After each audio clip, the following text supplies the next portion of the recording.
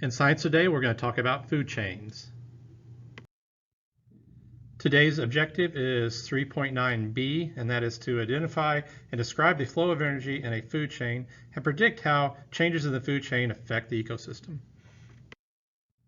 Student success criteria, and the students will be able to explain where all energy originates from and explain how energy flows through a food chain, and also explain what will happen if an organism is removed from a food chain. Okay, we're going to talk about some of the vocabulary we need for this unit. And the first word we're going to talk about is a consumer. You can see some pictures of consumers, horses, or a hawk is. And a consumer is an organism that gets energy from eating plants or animals. And we would fall into, me and you would fall into that category also, because we eat plants and animals. The next term we're going to talk about is energy, and energy is what is needed to do work or cause change. So what energy would be anything that, for instance, we, like food is our energy, and for animals, food would be energy. For plants, the sun and nutrients in the soil would be their energy. Next term we're going to talk about is food chain. And a food chain shows the transfer of energy, so where the energy goes. And in the picture right there, you see the sun is giving the grass energy, and the grass is giving the grasshopper energy. The grasshopper is giving the frog is giving the snake, and the snake is giving the eagle energy. So food chain is the path of food energy from one organism to another in an ecosystem. Organism, okay? An organism, a single self-contained living thing. So we would fall into the category of an organism. In this picture, it shows butterflies or moths as a single self-contained living thing. Producer.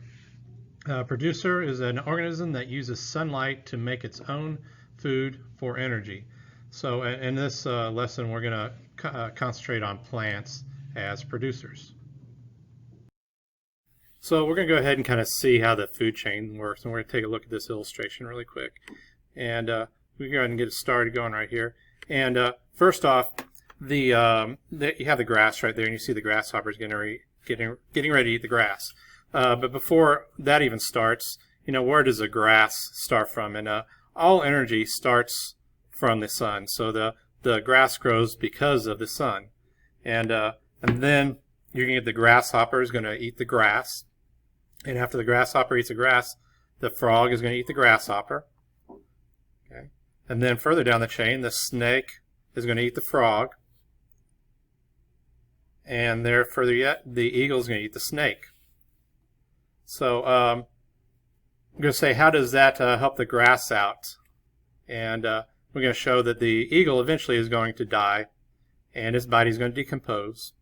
Okay, and when the body decomposes, it's going to go into the soil, and it's going to help make nutrients for the soil, make the soil more nutrient to help the grass grow better.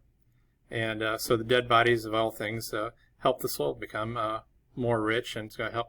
It's going to create a circle right there in the food chain. And give you another example right here. Right here it shows us in the food chain right there. So right there you see the cow. He's eating grass. Okay, and with the cow eating grass, that gives us milk. So we drink the milk. So we're the end of that food chain. Here's some other plants and organisms that have their place in the natural world too. And there's a lot of things in our ecosystem that falls into the food chain, and we basically just kind of need to take care of those things because they all play a part in the food chain. It's time to complete your pre-assessment. This will not be for a grade today, but still do your best. It's going to guide what the rest of your instruction is going to look like for the week. And there'll be a puzzle piece after this video for you to submit your pre-assessment.